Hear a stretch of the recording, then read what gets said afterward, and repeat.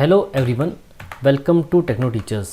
आज के इस वीडियो में हम देखेंगे कि किस तरह से इनएक्टिव स्टूडेंट को एक्टिव किया जाता है।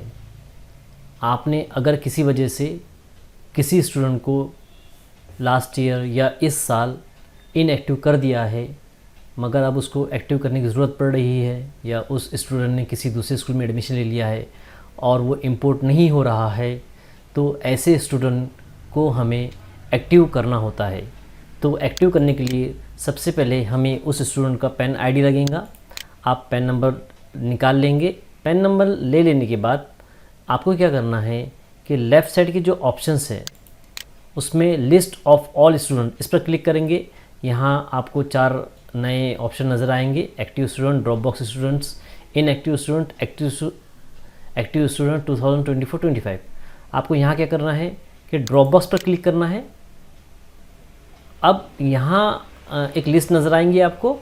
इस लिस्ट में जिन बच्चों को आपने ड्रॉप बॉक्स में सेंड किया था, इसी तरह से जो बच्चे इनएक्टिव हो गए थे उनकी पूरे नाम नज़र आएंगे। आपको यहाँ पर उस बच्चे को सर्च कर लेना है। यहाँ पर उस स्टूडेंट को सर्च करने के बाद में यहाँ देखिए, आपको राइट साइड में एक ऑप्शन नज़र आ रहा है, अपडेट ड्रॉप बॉक्स स्टेटस। आप क्या करेंगे, do you want to change the drop box status, इस चेक बॉक्स को क्लिक कर लेंगे।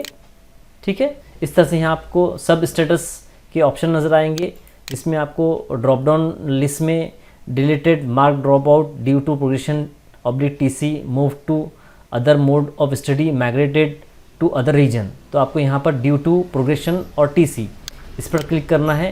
देन आपको नीचे रिमार्क वाले ऑप्शन पर सिलेक्ट करना है और एक्टिव फॉर इम्पोर्ट और स्टेटस नॉट नोन, इस पर क्लिक कर लेंगे। ये दोनों ऑप्शन सेलेक्ट करने के बाद में आपको अपडेट इस बटन पर क्लिक करना है और इसको कंफर्म कर लेंगे। इस तरह से ये स्टूडेंट ड्रॉप बॉक्स में अपडेट हो जाएगा, एक्टिव हो जाएगा, और दूसरा स्कूल वाला इस बच्चे को इम्पोर्ट आसानी से कर सकेगा। इस इजी मेथड के ज़रिए से आप किसी भी इनएक्टिव स्टूडेंट को एक्टिव कर सकते हैं। इसी तरह के एजुकेशन वीडियोस के लिए हमारे YouTube चैनल से बने रहिए। Thank you.